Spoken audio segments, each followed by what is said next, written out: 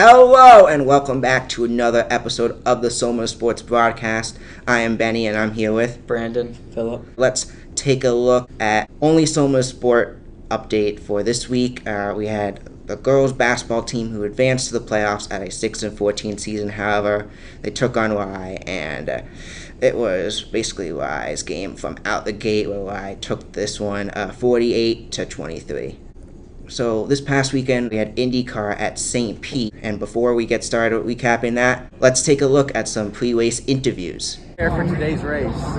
So the preparation's been very limited. Obviously, we've had 2.5 days in Sebring, but I live up in Indy. I'm in the shop every day with the boys, counting on the simulator as well, just running through what our plan of attack will be and trying things on the simulator and out of the car, analyzing past races and data here. What are some strategies that you have used in the past here at St. Pete? Honestly, the preparation that personally worked for me is reviewing video, making notes on reference points for when we come to the track walk and time in the simulator. What driver today do you think will be the biggest competition? The other 28 of them, or 27 of them. We're here to beat all of them at the end of the day. So. What race are you most excited for this season? Honestly, I'm happy to be back in IndyCar, but obviously the 500's our crown and jewel, but I'm happy to be here with Ray Allett and Lanigan, we're swinging for the fences. And last question, how does it feel to be back in IndyCar? I am very happy, ecstatic, extremely grateful, and more grateful to have a team like them around me, because without them, the progress alone that we've made from Friday to now is quite staggering. All right. Thank you so much. Well done. Thank you. What have you done to prepare for today's race? Today, just a lot of data, video. Going to go over some strategy for tomorrow. Qualifying didn't quite go as we'd hoped. We had a gearbox sensor failure. What are some strategies that you have used in the past here at St. Pete on the racetrack? Oh man, driving strategies, just reference markers to stay consistent. As far as team strategies go, we look back at the setup from last year and try to build on things. And tire strategy, completely new this year. Tires are so different. We have the hybrid system, so I think you're going to see a lot of people making a lot of questionable decisions tomorrow. What driver today do you think will be the biggest competition for the race? Probably McLaughlin. I mean, he obviously showed strong, another Penske car, so he'll be tough to beat tomorrow. What race are you most excited for this season? Excited to go back to Milwaukee. So, how does it feel to be back in IndyCar? It's awesome. I mean, love being here in Florida. Love driving these things. So, great to be here with all and enjoy the time. Yeah, thank you so much. No worries. Thank you. And I want to thank Mark for doing those IndyCar pre-race interviews. Very cool. We're now having professionals on the Soma Sports Broadcast. But let's start off with Scott McLaughlin winning the pole, and then the battle for the win. It came down to Alex Palou coming in as the defending champ, Scott Dixon, and Joseph Newgarden. Dixon was in front, Palou passed him, then Newgarden passed Dixon, but Dixon caught up at the end. But it was throughout that time Alex Palou who was able to pull away and get the first win of the season. But let's continue with NASCAR. So we had the Daytona 500. Logano won Stage 1, Blaney won Stage 2. It was an exciting race, and with 1 lap to go, coming around, it was Hamlin, Cindric, and Custer 3 wide for the win, and then I believe it was Custer who got the other 2, and William Byron was the first car to get around, and he won his second Daytona 500 in a row. An amazing ending to that. Now on to Atlanta. Similar ending, and got to mention in Daytona they did not put out the yellow flag, but in Atlanta that is exactly what they did. So it was 3 wide again, Bell, Larson, and Hosevard, and they threw the yellow, and at that moment when they threw the yellow, Bell was ahead, so it wasn't a race to the finish there, and Bell wound up winning. Also, Josh Berry won Stage 1, and Larson won Stage 2. Christopher Bell, the winner there. And then now on to Coda with Wallace winning Stage 1, Ryan Preece winning Stage 2. It was a battle between Bell, Byron, Busch, and Reddick. Busch was up front, dominating a good amount of the race, and Bell passed him for the lead. After that, Busch cars just lost its speed, and it was Byron and Reddick who passed him, so it came down to Bell, Byron, and Reddick, but Bell was able to hold both of them off, and Bell won 2 races in a row. So on to some Combine news. The Combines, the QBs, Shedeur Sanders and Cam Ward did not participate. It wasn't a great QB class. But a QB who really helped their draft stock was Ken Ewers. He looked really great this year. He could really show he can get that ball out. He's really thing. Cam Ward, it really shows Cam Ward's the only great quarterback in this class, and Shedeur Sanders is a good quarterback, and everyone else is just mediocre. So for the linebacker class, the linebackers in this class are really, really phenomenal. They're really fast, really great speed, agility. I think they're going to really bring some talent to this NFL. And yeah, that's really it. All right, so next up, we are going to predict for this NASCAR season as it just started who's going to have the most wins this year. And I'm going to get started first. I think it's going to be Kyle Larson and Christopher Bell. Christopher Bell already has 2 wins. I think they're going to end the season both at 5 wins. Both phenomenal drivers. Last year they were the top 2. I think that's going to continue again this year. Just 2 drivers to keep an eye out for this year. Those Larson and Bell, 2 great options, but one that you may not be expecting here. He's a great veteran driver. He has the potential. I have Denny Hamlin. According to Fox analysts, he has the same odds as Bell for a number of wins. Yeah, I'm also going to have to agree with Benny on this one. I do think it's going to be Larson. Maybe Bell's going to have, I think Bell's going to have either 4 or 5, but I'm pretty sure it's Larson. This coming weekend, we have NASCAR is going back to Phoenix. The defending winner there was Joey Logano, where he won the championship there. And this is a good track. It's a good track. The Fords are the car that always does good there. And I think we're going to see the Fords doing great from qualifying there and right out the gate. It's going to be a better season for the Fords in the beginning part of the season more than it's been the last few years. And I think we're going to see this here as the first Ford win of the season is going to happen in this race where Austin Cindric is going to take it for Team Penske. I think Christopher Bell is going to win at Phoenix this coming weekend. And if Bell wins, he's going to be the first driver in a few years who would win 3 races in a row, I believe. I think the last one that did it was Kyle Larson in 2021, so that would be impressive. Bell's going to be going for that. He's going to be determined to get that achievement. Now on to next week's race. We have Las Vegas, and I think winning Las Vegas is going to be Kyle Larson's first win of the year. I have Tyler Reddick, one that you may not think, but he has the ability. He's there. So next up we have our Thermal Club winner predictions for IndyCar, and Pillow won the first race of the season for IndyCar to start off at St. Pete. I think he is going to prove even more that he is still legit, coming back in as defending champion and win 2 in a row to start the season. I think Pillow is going to fall to Scott McLaughlin in the Thermal Cup. So now on to our NFL news. So firstly, Deebo Samuel has been traded from the San Francisco 49ers to the Washington Commanders for a 5th-round pick. People are saying that the 49ers were fleeced, just gave up a star receiver, but tensions were high in the locker room with Deebo, and I think it was great for them to part ways, and the Commanders get a new wide receiver, too, to pair up with Terry McLaurin. The Vikings are not expected, and it's according to the Vikings, they are not going to franchise tag Sam Darnold, so that either means they're going to be working on a deal with him or they're moving on from him. Interesting to hear what happens there. And the Jets have released Devontae Adams. Curious to see where he goes. The Bengals have confirmed franchise tag their second star wide receiver, T. Higgins.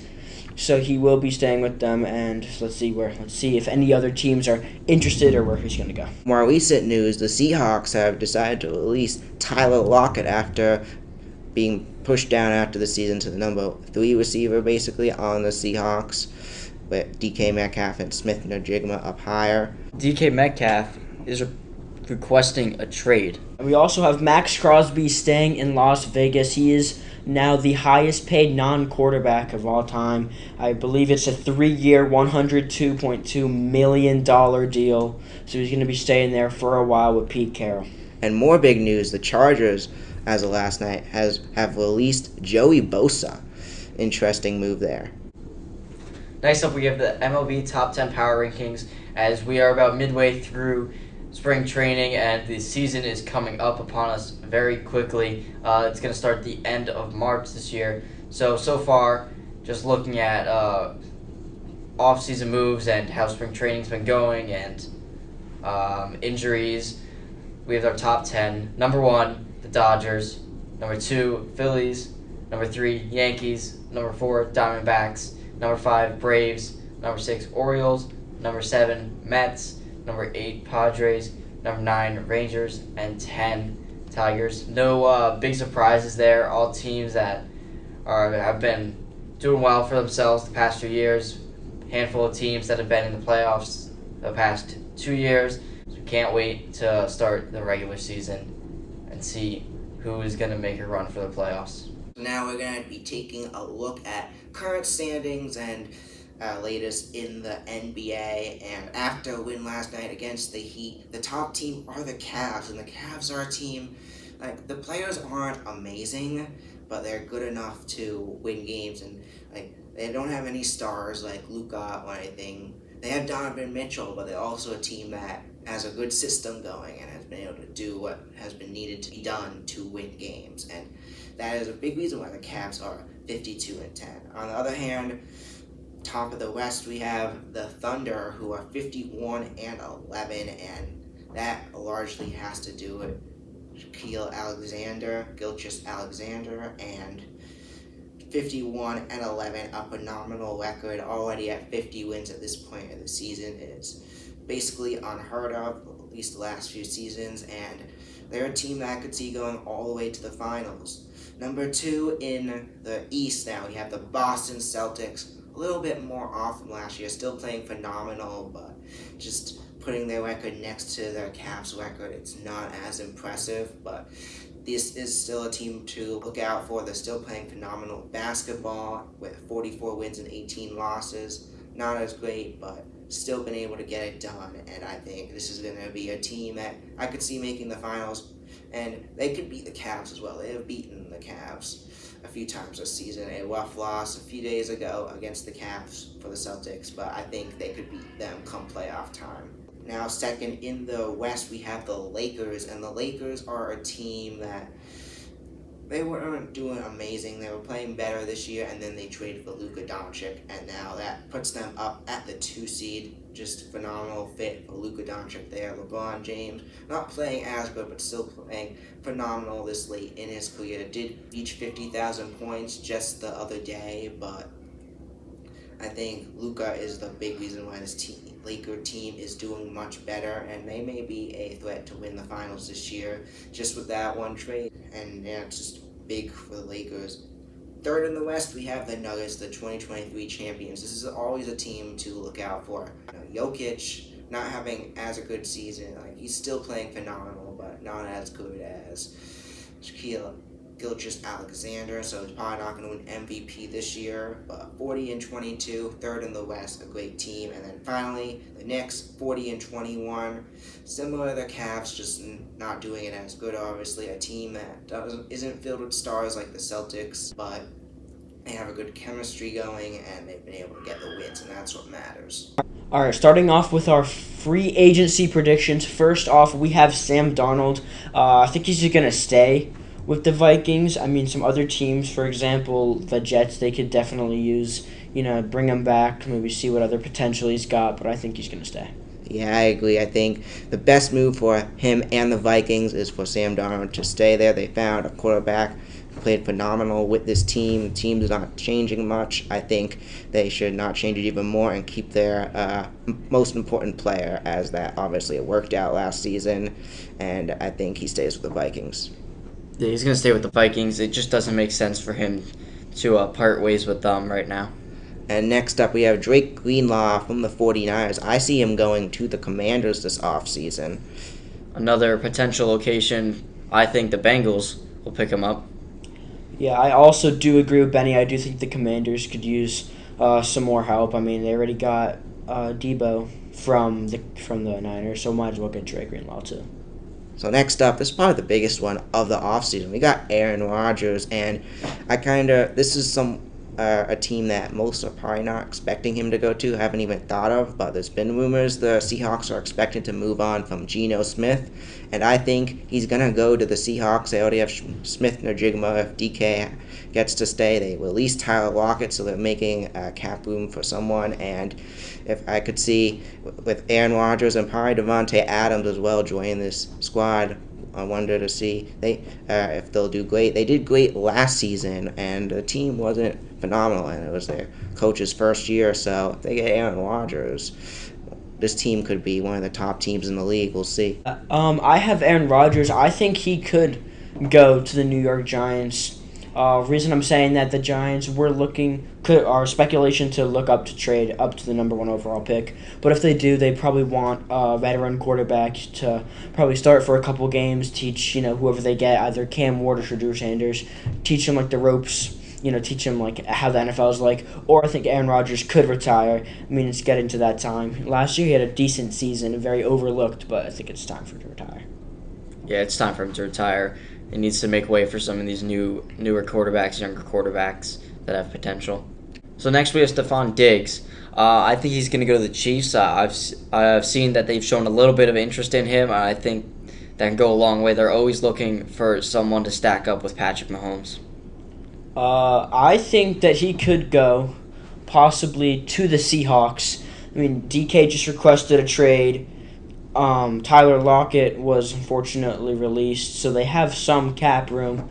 So I think having JSN and having Stephon Diggs would really help out their quarterback if it's Geno Smith or whoever they get first next.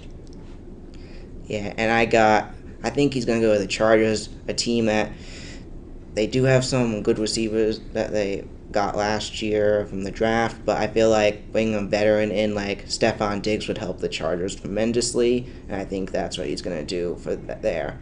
And finally, we have Russell Wilson. A lot of teams, Giants have shown interest, and many teams, but I think he's going to go to the Raiders and reunite with Pete Carroll to end his career. Yeah, I also think that's exactly what I was going to say. I do think he wants to reunite with his former head coach, Pete Carroll, but I also do think he could go to the Giants if Aaron Rodgers retires.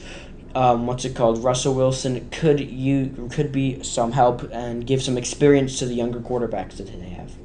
Yeah, Russell Wilson would be a good pickup for the Giants with their current quarterback situation. He could bring some great knowledge there. And finally, our new addition to free agency, we got Joey Bosa, and this is a tough one. Brandon, where do you see him going? Putting me on the spot. Okay, let's see. Maybe the Cardinals, maybe? They could use him. I honestly think, I don't want to be a little biased, but I do think he can go to the Bills. I think he wants a contender team, and I think that's exactly what they could use. If they have Matt Milano and Joey Bosa, I think that's going to be a great addition to the defense. I think he's going to go to a team that has a lot of cap, wants to bring in a veteran to improve their defense even more, and I think that is going to be the New England Patriots who bring him in.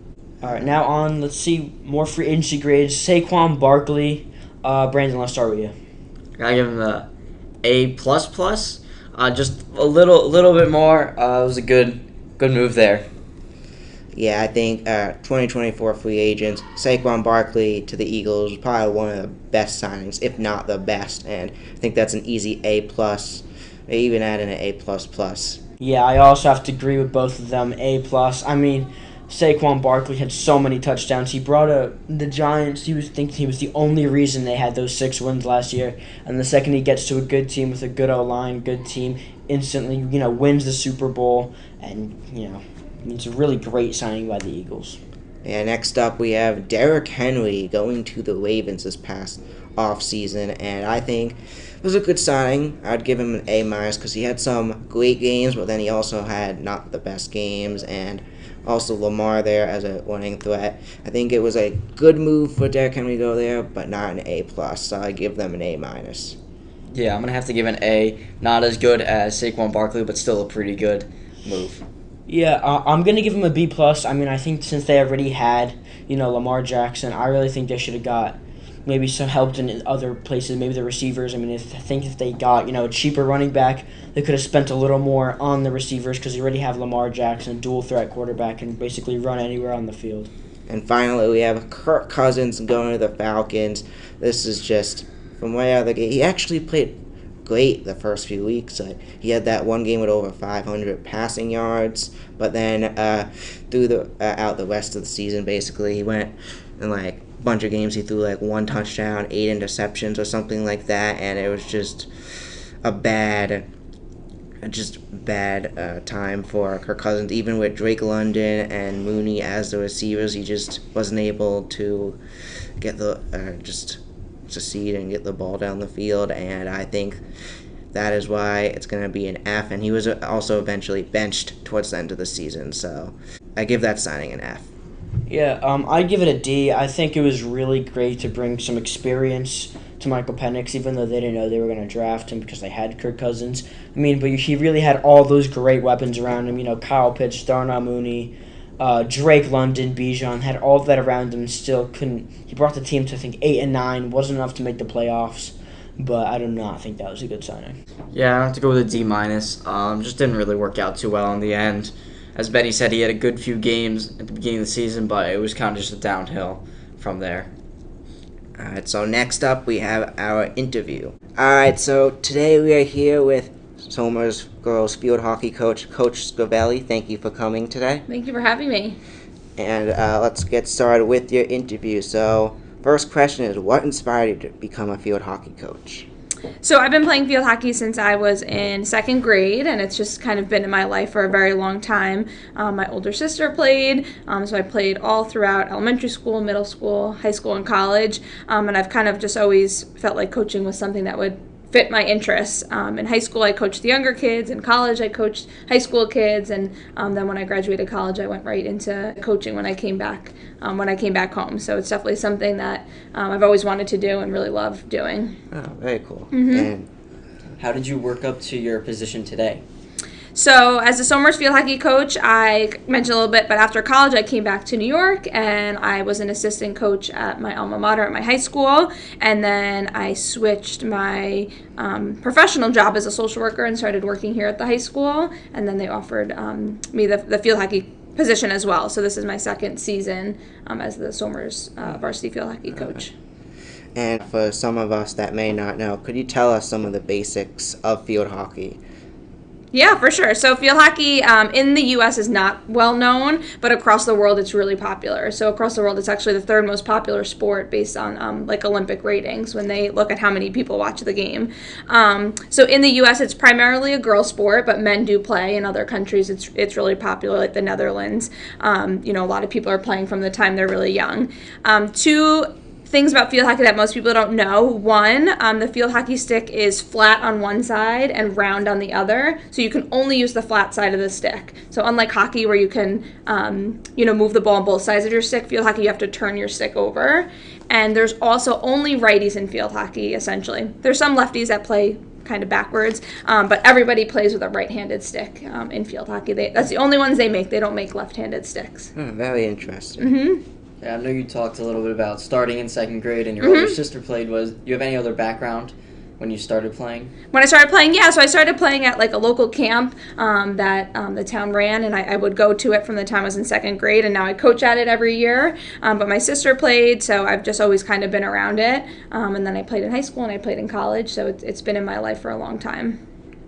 And what town did you grow up in? I grew up in Yorktown, but I went to Lakeland, so right down the road. Mm-hmm. All right. How do you strategize and prepare your team for each game? Yeah, so that's a big responsibility of a coach, is to prepare a team for a game. I watch local live, so I watch other teams to see how they play, to see how we would match up. And we spend a lot of time in practice going over our own formation and working on our own strengths to prepare for each game. What about coaching do you enjoy the most?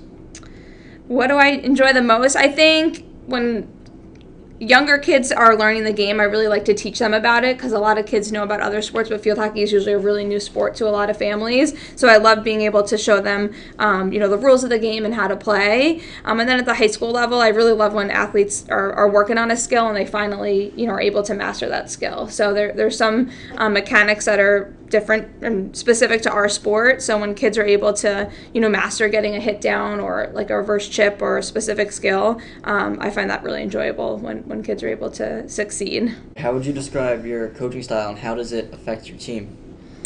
I think my coaching style, my background as a profession is a social worker, so I feel like they kind of mend together, my coaching style as a coach and as a social worker. But I think my style is, sports are a part of life and they can help us to grow. So when you're on the field, there's going to be things that you encounter that you might encounter in life too. Like there's going to be challenges and hardship. So, my focus is when I'm coaching is that, okay, maybe learning this skill, you're not going to need it when you're 40 or 50 years old or 30, but you're going to know how to get over something that's challenging, or you're going to know how to get over if you're anxious before a game, because you're going to be anxious when you go on a job interview, or you're going to be, have to speak up in a meeting with a lot of people. So I'm hoping that those skills that I'm teaching them on the field are going to help them off the field. How do you keep athletes engaged and motivated during practice and games? Yeah, so I think keeping it fun and then also keeping it competitive, like especially at the varsity level, those athletes really want to be there and want to get better. So anytime we can make practice competitive, I think it makes kids enjoy it more. This past fall, we added a game called World Cup into our practices. So once a week we did World Cup, and our players were teamed up with one of their teammates for the entire season. So they had one partner the entire season, and they picked a country, and then we had a day where it was World Cup Day, and we kind of learned about each of those countries, and it was really fun, and the girls, I think, enjoyed it. And what was your most challenging opponent to strategize for, and what made them so challenging? Yeah, so this one in field hockey is kind of an easy one. So it's where I went to high school. Lakeland's probably our most challenging opponent. That's where I went, and the coach that's been there, she's been there for almost 45 years coaching, so she has a long history. So I think when we play those tougher teams, it's really just focusing on what we can control. So when we get there, if we're arriving at the game, we can control how we prepare for the game, and we can prepare how our warm-up goes and things like that. And I really tell the kids not to focus on worrying about the other team, because we can't control them, or the officials, right? We can't control what the officials are doing. So if we let them hold the power, then it kind of takes away from the fun of the game. How do you decide what position would work best for a player when they're trying to decide in field hockey? Yeah, that's a really good question. So essentially there's the goalkeeper, which is different than the field players. But the field players, there's your basic forwards, midfielders, and defenders. And within the game, those players are all kind of using the same skills. So it's not like other sports where the roles are really different. It's just a matter of on the field what their job is in that game. Is their job to defend the ball, or is their job to try and score a goal? And I think that this question comes up a lot for kids, like, where should I play? And the answer is, it depends on your team. It depends where your team needs you. So like, you might be a really good midfielder, but maybe your team is kind of low on midfielders and we need another defender, and you're the best one for that position, and that's where we're going to put you where the team needs you in certain scenarios. And it could change game to game depending on our opponent and their strengths. And what are you going to do during this off season to prepare for the next season? Yeah, I think that the off season is a really important part of the game, and we do a few things. We do Winter League, which is indoor field hockey, and that's different than outdoor field hockey. So outdoor field hockey is 11v11. Indoor field hockey is 6v6, and it's played on like a gym floor, a hardwood surface. So we do that. In the spring, we'll do some growing the game clinics for younger kids, and then we do a summer league in the summer. So we're playing against all the local teams, all the high school teams that we play against in the fall. And I'm a big proponent on kids doing off-season stuff, because it helps them get to know their teammates, and they build a relationship with them, and they can really grow, so that by the time the season comes, kind of all those cobwebs are dusted off and they're ready for the big games. All right, and final question is, what is your most proudest moment as a field hockey coach? I think one of my proudest moments was this past fall. With the youth program, we created a youth league for the local towns, and it was one of the first times we had a lot of kids. Each Sunday, we did it for 4 weeks in a row, we had over 200 of our younger kids come and play against each other, and it was really fun. In this area, youth field hockey is growing, and we're getting more kids, but it was really the first time that they had kind of set tournaments each weekend, and they were playing against other teams not from their home school. So that was a really fun moment in the last year that I'm looking forward to doing again this fall. All right, well, thank you for coming in. Thanks, Benny. Thanks, you. Brandon. Thank you so much. We are the Soma Sports Broadcasting Club. See you next week. Iglesias will throw. Is it out to Palazzolo? Palazzolo wants it in. He will go all the way, looking like Jamar Chase. Touchdown, Tuskers! What a play! That's play of the game. Miguel Iglesias gets it up in the air, finds Palazzolo, and DP runs it in. Goes all the way for the touchdown, and it's a 27-8 game.